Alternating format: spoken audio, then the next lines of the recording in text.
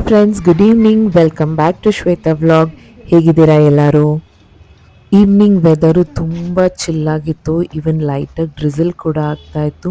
Friends, ನಾನಿವತ್ತು ನಿಮಗೊಂದು beautiful ಆಗಿರುವಂಥ ಫಾರ್ಮ್ ಹೌಸ್ ಟೂರ್ ಮಾಡಿಸ್ತೀನಿ. ಮಂಡ್ಯದಿಂದ ಒಂದು 8 ಕಿಲೋಮೀಟರ್ಸ್ ದೂರದಲ್ಲಿರೋ ಅವ್ರ ತೋಟದಲ್ಲಿ ಕಟ್ಟಿರೋ ಮನೆ ಇದು. ನನ್ನ ಫ್ರೆಂಡ್ ಸೌಮ್ಯ ಅವ್ರ ಚಿಕ್ಕಮ್ಮನ ಮನೆ.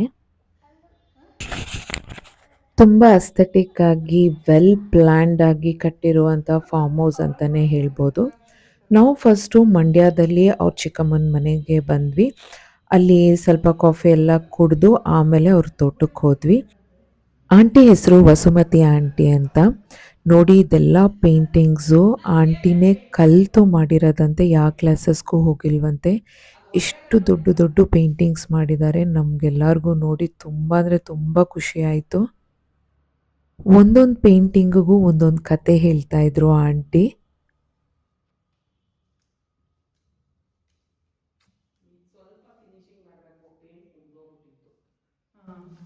ನನಗೆ ಇದು ನಮ್ಮ ಅಜ್ಜಿ ಯಾವಾಗಲೂ ತಲೆ ತುಂಬಾ ಸರ್ಗಾಕೊಂಡ್ಬಿಟ್ಟು ನಮ್ಮನ್ನ ಒಳಗಡೆ ಚಳಿ ಆಗುತ್ತೆ ಅಂತ ಇಟ್ಕೊಳ್ಳೋರು.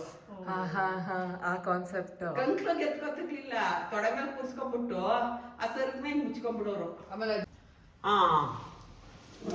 ಇದೆಲ್ಲ ಅಂಟ್ಕೊಂಡ್ಬಿಟ್ಟು ನೋಡಿ ಹೆಂಗಾಗೋಗಿದೆ. ಅವಳ ಮಲ್ಲಿಗೆ ಹೂ ನೋಡಿ ಎಷ್ಟು ಚೆನ್ನಾಗಿದೆ. ಇವಾಗ ಇದನ್ನೆಲ್ಲ ರೆಡಿ ಮಾಡಬೇಕು.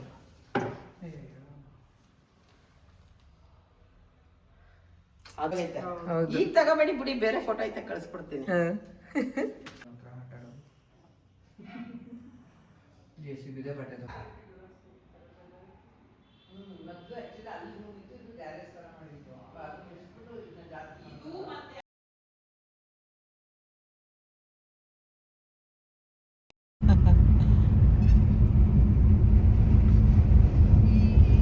ಇಲ್ಲಿ ತರಕಾರಿ ಬೆಳಿತಾರಲ್ಲ ಸೌಮ್ಯ, 3 ತಿಂಗಳಿಗೆ ಒಂದ್ಸತಿ ಅಂತ ಚೆನ್ನಾಗಿ ಬೆಳೆ ಬೆಳೆದಿರ್ತಾರ ಕಣ್.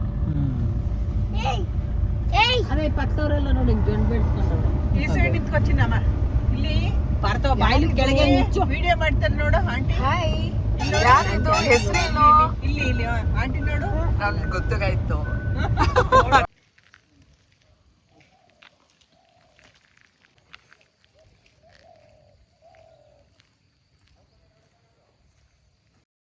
ಫಾರ್ಮ್ ಹೌಸಿಗೆ ಬಂದಾಗ ಆಲ್ಮೋಸ್ಟ್ ಈವ್ನಿಂಗ್ 6 o'clock ಆಗಿತ್ತು. ಬರ್ತಿದ್ದಂಗೆ ನೋಡಿ ಸೈಡಲ್ಲಿ ಒಂದು ಮಂಟಪದಲ್ಲಿ ಉಯ್ಯಾಲೆ ನಮ್ಮನ್ನ ವೆಲ್ಕಮ್ ಮಾಡ್ತಿರೋ ರೀತಿ ಕಾಣುತ್ತೆ. ತಗೊಂಡು ಇಲ್ಲಿ ಹೊಡ್ಕೋಬೇಕು, ಮುರುಳಿಗೆ ಹೋಗ್ಬಾರ್ದು.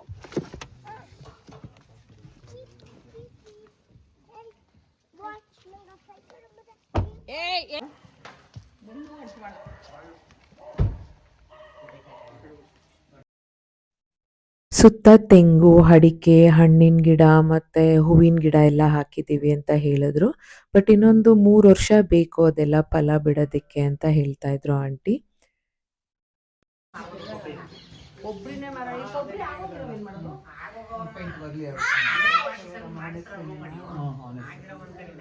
ಇವಾಗ ಇಲ್ಲಿಗೆ ಹಾಕು, ಕೊಳ್ದ್ಬಿಡುತ್ತೆ ಎಲ್ಲ ನಿಂತಂತ. ಇದು ಅಲ್ಲ ಚೆನ್ನಾಗಿದೆ.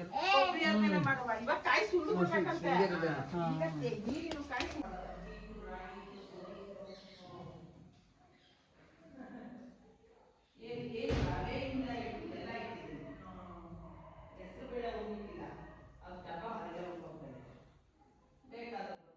ಬಾಗ್ಲ ಕಿಟಕಿ ಸುತ್ತ ಕಲ್ಲಲ್ಲಿ ಕಾರ್ವಿಂಗ್ಸ್ ಮಾಡಿಸಿದ್ದಾರೆ.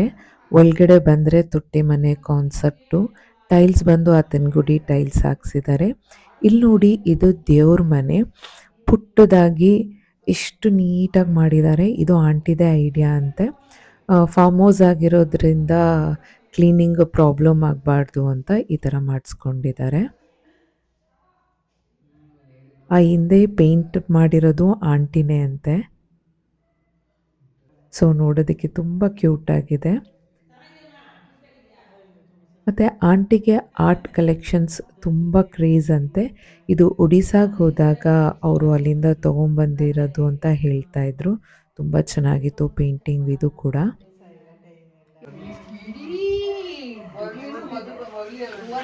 ಇಡೀ ಮನೆ ಸುತ್ತ ಮಾಡವನೆ, ಒಂದು ರಿಪೀಟ್ ಆಗಿಲ್ಲ.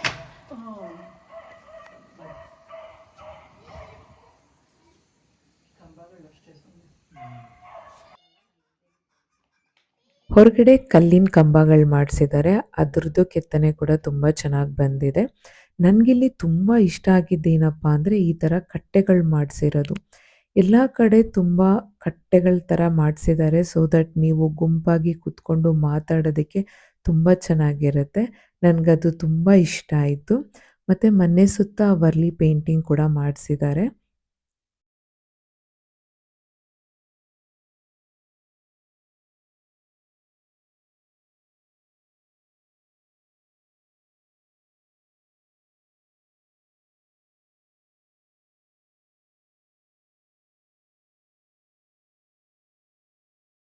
ಎಂತ ಚೆನ್ನಾಗಿ ಕಾಣ್ತಾ ಇದ್ದೀರಾ ಬನ್ನಿ.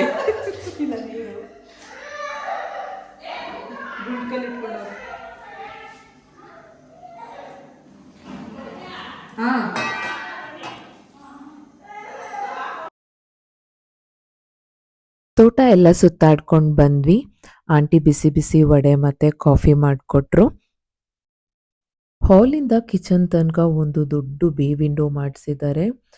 ಗಾಳಿ ಬೆಳಕು ಎಷ್ಟು ಚೆನ್ನಾಗಿ ಬರುತ್ತೆ ಅಂತ ಅಂದರೆ ಅಲ್ಲಿ ಕುತ್ಕೊಂಡ್ರೆ ನಿಮಗೆ ಹೊರಗಡೆ ವ್ಯೂ ಕೂಡ ಅಷ್ಟೇ ಚೆನ್ನಾಗಿ ಕಾಣ್ತಾ ಇತ್ತು ತೋಟದ್ದು. ನೋಡಿ ಎಷ್ಟು ದೊಡ್ಡದಾಗಿದೆ ಅಂತಂದರೆ ನಾವು ಆಲ್ಮೋಸ್ಟ್ 3 ಜನ ಇಲ್ಲೇ ಕುತ್ಕೊತಾ ಇದ್ವಿ ಮಾತಾಡೋದಕ್ಕೆ. ತುಂಬ ಚೆನ್ನಾಗಿತ್ತು ಇದು. ಮೇಲ್ ಏನ್ ಕಂಡ್ರು ಒಳಗಡೆ ಕಾಯ್ತೀವಿ ಕಣಮ್ಮ.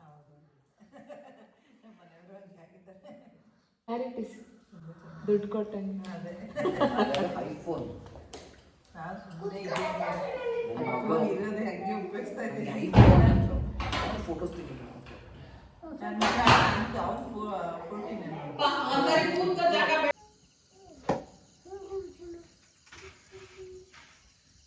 ಆಂಟಿ ಏನೋ ಮಾಡಕೊಟ್ಟು ಅಂದ್ರೆ ಕಂಪ್ಲೀಟ್ ರೆಸಾರ್ಟ್ ವೈಬ್ಸ್ ಕೊಡ್ತಾ ಇದೆ ಅಲ್ವಾ?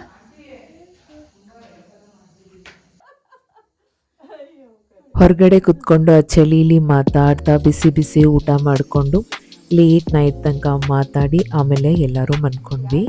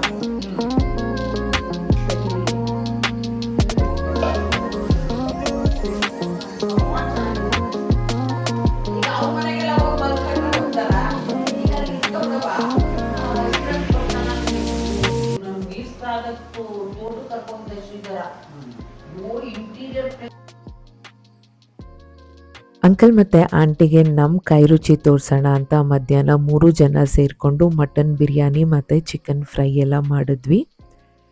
ಅಡುಗೆ ಎಲ್ಲ ಆದಮೇಲೆ ಅದನ್ನೆಲ್ಲ ಮಂಟಪದ ಹತ್ರ ತೊಗೊಂಡೋಗಿ ಸುತ್ತ ಎಲ್ಲರೂ ಕುತ್ಕೊಂಡು ಊಟ ಮಾಡಿದ್ವಿ. ಯಾಕೆಂದರೆ ನಮ್ಮ ಮನೇಲಿ ನಾವು ಮನೆ ಒಳಗಡೆನೇ ಕುತ್ಕೊಂಡು ಊಟ ಮಾಡ್ತೀವಿ.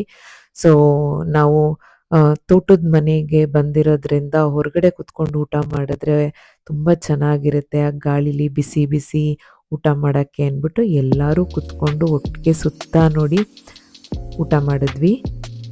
ಸಂಜೆ ಟೀ ಕುಡಿದು ಮೈಸೂರಿಗೆ ಹೊರಟ್ವಿ.